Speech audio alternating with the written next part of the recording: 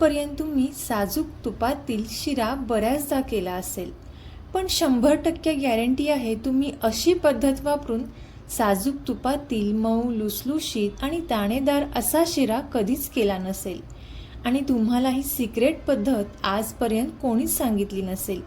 अगदी पाहता क्षणी खावासा वाटणारा हा मऊ लुसलुशीत शिरा। गुरुपौर्णिमा विशेष आज आपण हा शिरा पाहणार आहोत, तर कसा बनवायचा यासाठी रेसिपी अगदी शेवटपर्यंत नक्की पहा। चला तर मग आजच्या रेसिपीला आपण सुरुवात करूया। नमस्कार, मी राधा स्वागत करते तुमचं राधास मॅजिक किचन या आपल्या यूट्यूब चॅनेलवर। तर सर्वात अगोदर इथे आपल्याला एका पॅनमध्ये 2 चमचे साजूक तूप घ्यायचं आहे।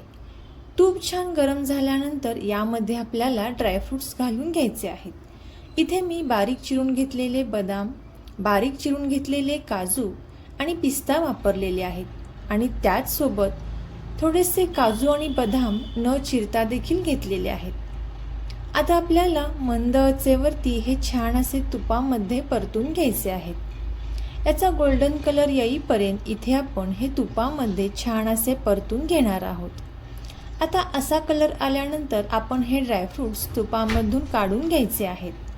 इथे मी संपूर्ण ड्रायफ्रुट्स हे तुपामधून काढून घेतलेले आहेत। आता याच पॅनमध्ये आपल्याला आणखीन 2 चमचे साजूक तूप घालून घ्यायचं आहे। आता हे तूप आपण चांगलं गरम करून घेणार आहोत। तूप चांगलं गरम झाल्यानंतर यामध्ये आपल्याला 1 वाटी रवा घ्यायचा आहे। आता इथे मी मोठ्या रव्याचा वापर केलेला आहे। शिरा तयार करण्यासाठी नेहमी मोठ्या रव्याचा वापर करावा। 1 वाटी रवा इथे आपण या तुपामध्ये घातलेला आहे। आता गॅसचा फ्लेम इथे आपल्याला कमीच ठेवायचा आहे आणि हा रवा तुपावरती छान असा परतून घ्यायचा आहे। तोपर्यंत जर तुम्ही आपल्या चॅनेलवरती नवीन आला असाल तर नक्कीच आपल्या चॅनेलला सबस्क्राईब करा आणि सबस्क्राईबच्या पुढचे बेल आयकॉनचे बटन दाबा, जेणेकरून इथून पुढच्या छान छान रेसिपीज सर्वात अगोदर तुम्हाला पाहायला भेटतील। आता मंद आचेवरती इथे मी हा रवा छान असा परतून घेतलेला आहे। याचा हलकासा कलर चेंज झालेला आहे,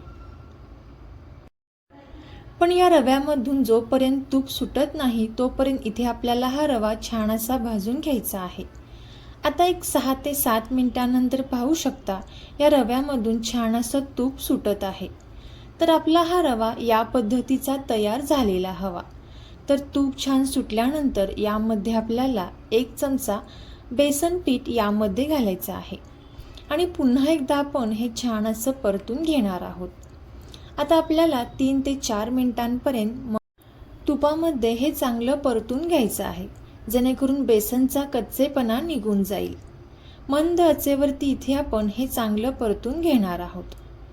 आता हे चांगलं परतून झाल्यानंतर इथे आपण एका साईडला हे गॅसवरती ठेवून देणार आहोत आणि अधूनमधून आपल्याला हे मिक्स करत राहायचं आहे। आणि इथे आपण एका साईडला एका भांड्यामध्ये 3 वाटी पाणी घ्यायचं आहे। लक्षात ठेवा, ज्या वाटीने आपण रवा घेतलेला आहे त्याच वाटीने 3 वाटी पाणी इथे आपण घेणार आहोत। आता 3 वाटी पाण्यामध्ये याच वाटीने 1 वाटी साखर आपण घेतलेली आहे। 1 वाटी रव्यासाठी इथे आपण 1 वाटी साखर वापरलेली आहे आणि 3 वाटी पाण्याचा वापर केलेला आहे। आता इथे आपण हे थोडंसं मिक्स करून घेणार आहोत।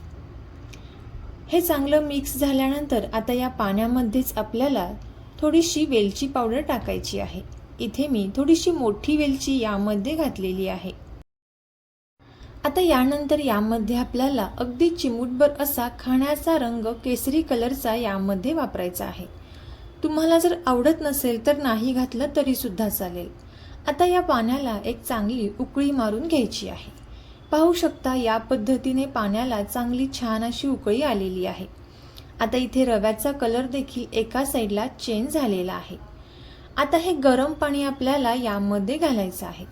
लक्षात ठेवा, इथे रवा देखील गरम आहे आणि पाणी देखील गरम आहे। पाणी घालताना इथे आपल्याला हळूहळू यामध्ये घालायचं आहे आणि एका हाताने इथे आपण चमच्याच्या सहाय्याने हे चांगलं मिक्स करत राहायचं आहे।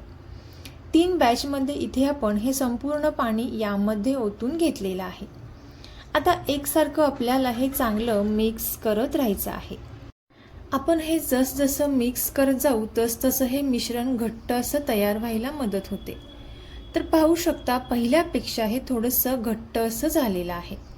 आता यावरती आपल्याला आपण जे तुपामध्ये ड्रायफ्रूट्स छान असे परतून घेतलेले आहेत ते यामध्ये घालून घ्यायचे आहेत आणि पुन्हा एकदा आपण हे चांगलं मिक्स करून घेणार आहोत. आता मिक्स करून घेतल्यानंतर यावरती आपल्याला झाकण ठेवून एक 3 ते 4 मिनिटांसाठी छान अशी वाफ येऊन द्यायची आहे. 3 ते 4 मिनिटांनंतर इथे आपला हा शिरा मस्त असा तयार झालेला आहे.